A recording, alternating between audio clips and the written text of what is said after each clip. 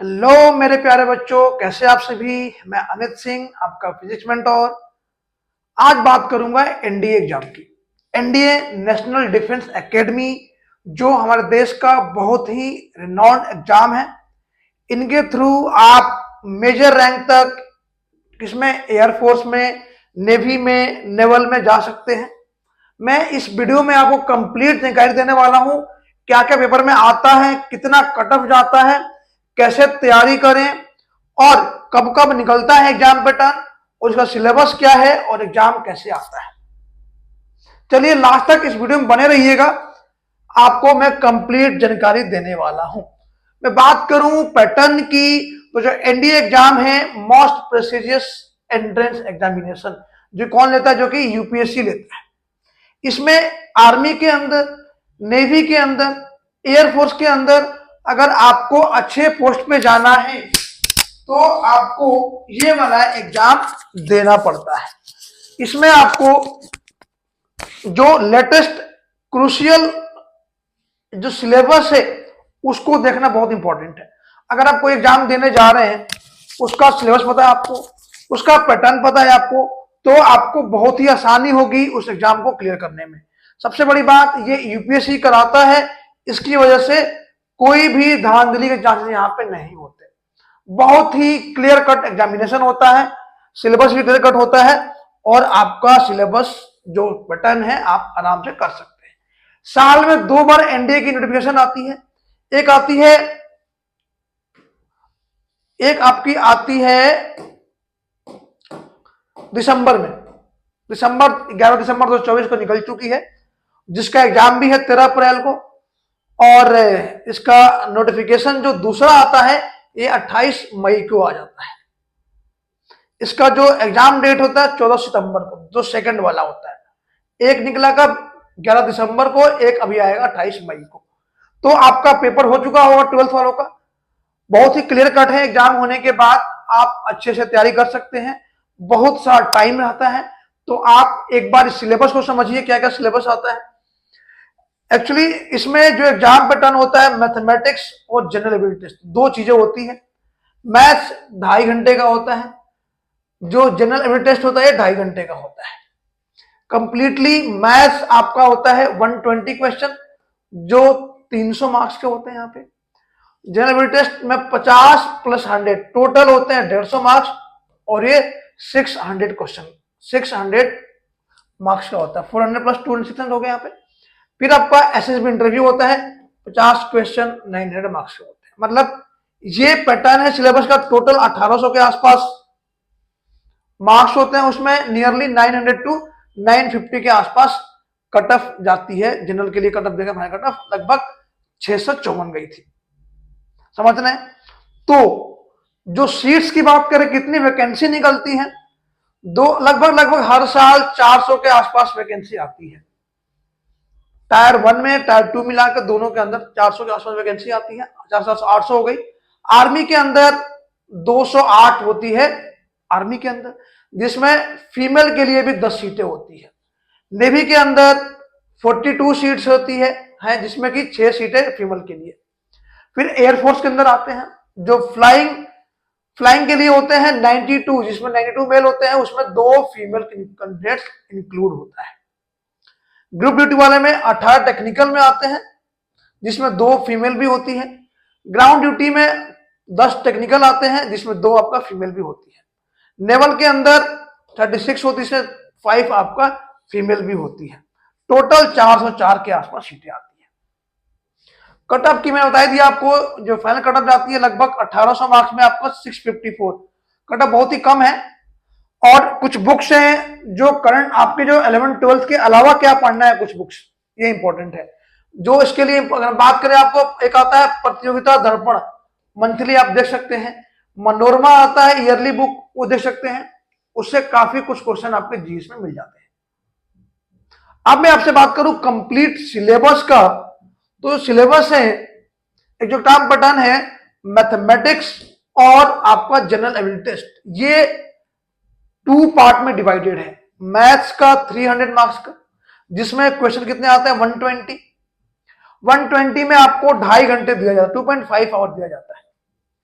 उसके बाद एक क्वेश्चन के आपको मिलते हैं प्लस 2.5 मार्क्स करेक्ट आंसर के। अगर इनकरेक्ट आंसर है तो आपको कटता है -0.8 होता है। मतलब लगभग देखा जाए 1/3 के आसपास करेक्ट यहां पे आपकी कट हो जाती है। 1/3 कटता है देखा जाए तो 1/3 यहां पे मार्क्स कट जाते हैं। फिर सेम चीज यहां पे आता है जीएटी में, टोटल मार्क्स आता है 600 का, वैसे कितना होता है 150। कितने मार्क्स हो गए क्वेश्चन 4 मार्क्स का, तो 4 मार्क्स मिलता है आपके करेक्ट के और 1.33 मतलब 1/3 मार्क्स नेगेटिव मार्किंग हो जाती है किसकी, अगर आपकी गलत है तो उसमें आपका जीके भी इंक्लूड होता है। ये एग्जाम का पैटर्न है। मैथमेटिक्स 300 का हो गया आपका, 600 नंबर का हो गया आपका जनरल एबिलिटी टेस्ट, जिसमें आपका साइंस वगैरह होता है, फिजिक्स होता है, केमिस्ट्री होता है, मैथ्स होता है, इंग्लिश होता है। देख कैसे आप, मैं बात करूं एसएसबी इंटरव्यू, ये भी इंपॉर्टेंट है। इनके सिलेक्शन होने के बाद कटअप के बाद आपका होता है एसएसबी। एसएसबी थोड़ा टफ होता है नो डाउट। उसमें क्या करते हैं, आपका चेक करते हैं वो लोग, आपको चेक करते हैं इंटेलिजेंसी क्या है आपका, पर्सनालिटी चेक करते हैं, लीडरशिप चेक कर सकते हैं कि आप लीडरशिप क्वालिटी आपके अंदर है या नहीं। आपका whole personality, whole leadership check करते हैं कि आप उस पोस्ट के लिए लायबल है या नहीं। तो एसएसबी के लिए थोड़ा सा आपको इसके इंटरव्यू के लिए तैयारी करनी पड़ेगी ढंग से। तो हम चलते हैं अगला जो सिलेबस है हमारा मैथमेटिक्स, उसमें क्या क्या इंपॉर्टेंट है, क्या क्या आता है। सबसे पहले अलजेब्रा इसके अंदर आ गया, इसमें सेट थ्योरी आ गया, अर्थमेटिक आ गया, जीपी आ गया, हार्मोनिक प्रोग्रेशन आ गया, क्वाड्रेटिकेशन आ गया, लॉगरिथम आ गया, इसमें कॉम्प्लेक्स नंबर आ गया। ये हो गया अलजेब्रा के अंदर। ट्रिग्नोमेट्री के अंदर trigonometric identity, inverse trigonometry, height and distance और इसके एप्लीकेशन, ये हो गया आपका। फिर आता है एनालिटिक ज्योमेट्री के अंदर rectangular Cartesian coordinate system, distance formula, standard form of parabola, ellipse and hyperbola, eccentricity and axis of conic, direction cosine and direction ratio and equation, ये कर लेने आप। फिर चलते हैं कैलकुलस में डिफरेंशिएशन और इंटीग्रेशन, पूरा 11-12 का पूरा कंप्लीटली आता है। तो अच्छे से मैथ की जानकारी आपको करनी पड़ेगी, करनी होगी। प्रोबेबिलिटी एंड स्टैटिक्स, इसमें मीन आ जाता है, मीडियन आ गया आपका, मोड आ गया और परम्यूटेशन आ गया। फिर आता है आपका मैट्रिसेस और डिटर्मिनेंट, इसमें टाइप्स हो गया, ऑपरेशंस एंड इनवर्स मैट्रिसेस, यहां से भी क्वेश्चन आ जाता है। फिर आपका वेक्टर अलजेब्रा आता है, इसमें vector in 2 and 3 dimension, magnitude, direction, unit vector, null vector और इसके एप्लीकेशन। ये पूरा का पूरा लगभग 11-12 का पूरा मैथ का सिलेबस है। तो आपको 11-12 मैथ अच्छे से कर लेनी है, कोई दिक्कत नहीं है, आराम से आप क्लियर कर पाएंगे। पेपर बहुत ही जेन्युइन आता है, कोई भी एनसीईआरटी आप ढंग से कर लेंगे, कोई भी एक बुक ढंग से कर लेंगे तो आपका पूरा पेपर हो जाएगा। अब हम इसके बाद चलते हैं मैथमेटिक्स के बाद चलते हैं इंग्लिश सेक्शन, जो कि जनरल एबिलिटी में आता है सेक्शन है। इसमें ग्रामर और यूज आता है इसके अंदर, ये पढ़ लेंगे। वोकैबुलरी आता है यहाँ पे, इंपॉर्टेंट है यहाँ पे। इसमें सिनोनिम्स और एंटोनिम्स दोनों आता है, 5-5, वो अच्छा खासा आता है। थोड़ा ढंग से तैयारी करनी पड़ेगी, कुछ याद करनी पड़ेगी आपको। लूसेंट की बुक आती है, आप ले सकते हैं उसके लिए। फिर आता है कंप्रीहेंशन, ये भी कर लेना है, कोहेशन कंप्रीहेंशन कर लेना है, वहां से क्वेश्चन बनता है आपका। ये रहा सिनोनिम्स एंटोनिम्स। फिर sentence correction, fill in the blanks और जंबल सेंटेंस, ये इंपॉर्टेंट है इसलिए क्योंकि आपकी इंग्लिश की क्वालिटी देखते हैं कि आपकी इंग्लिश अच्छी है नहीं, आपकी वोकैबुलरी कितनी अच्छी है, आपकी कम्युनिकेशन कितनी अच्छी है, वो सब चीजें यहाँ पे चेक किया जाता है। फिर मैं आपसे बात करूं इंग्लिश के बाद जीके पे आते हैं। जनरल एबिलिटी टेस्ट में जनरल नॉलेज बड़ा इंपॉर्टेंट है सेक्शन वाला। फिजिक्स में क्या होता है, लॉज ऑफ मोशन आ गया आपका, वर्क आ गया, एनर्जी आ गया, पावर आ गया, इफेक्ट ऑफ हीट आ गया, रेक्टेंगुलर प्रोपगेशन ऑफ लाइट आ गया, वेव्स एंड देयर प्रॉपर्टीज आ गया, magnet, electricity and general principles. इतना टॉपिक कर लेना है लगभग 11-12 का फिजिक्स। कुछ पार्ट्स न्यूमेरिकल तो आते हैं, कहां से, लॉज ऑफ मोशन से न्यूमेरिकल बनता है, वर्क नहीं पावर से बनता है आपका, फिर आपका लाइट से बनता है न्यूमेरिकल, तो ये चीजें आप कर लेंगे फिजिक्स में। फिर आप चले केमिस्ट्री के अंदर एटॉमिक स्ट्रक्चर, जो कि 11th का पार्ट है, आप साइंस का देख लेंगे। केमिकल रिएक्शंस करनी है आपको, एसिड एंड बेस और पीरियोडिक टेबल। पीरियोडिक टेबल से बहुत क्वेश्चन आता है, इसको आप ढंग से कर लेंगे। वहां से क्वेश्चन आपका बन जाएगा, इंपॉर्टेंट है, बनता ही बनता है। फिर बायोलॉजी के अंदर बात करें, human body system, food and nutrition and diseases, ये 11th-12th के टॉपिक है, 4-5 चैप्टर कर लेने हैं आपको। खासकर जो मैथ वाले बच्चे हैं उनको बायो उतनी नहीं आती है, बट फिर भी उनको 4-5 चैप्टर ये करना होगा। एनसीईआरटी से कर लेंगे, आपकी तैयारी हो जाएगी, कोई टेंशन नहीं लेनी है। इंपॉर्टेंट क्वेश्चन एनसीईआरटी से आते हैं, वही क्वेश्चन आपको कर लेने हैं, उससे बाहर क्वेश्चन बायो का भी नहीं आने वाला। फिर मैं आपसे बात करूं, जो बचता है हिस्ट्री, जहां बच्चे थोड़ा सा साइंस वाले वीक होते हैं, उसकी मैं बात करता हूं। हिस्ट्री, ज्योग्राफी और करंट अफेयर। हिस्ट्री के अंदर क्या आता है, थोड़ा सा फ्रीडम स्ट्रगल आता है, जो इंडियन है वही आता है। इंपॉर्टेंट वार्स की डेट याद कर लेंगे, कंस्टिट्यूशन डेवलपमेंट कब क्या हुआ था, डेवलपमेंट कब कब हुआ था, वो चीज आप कर लेंगे।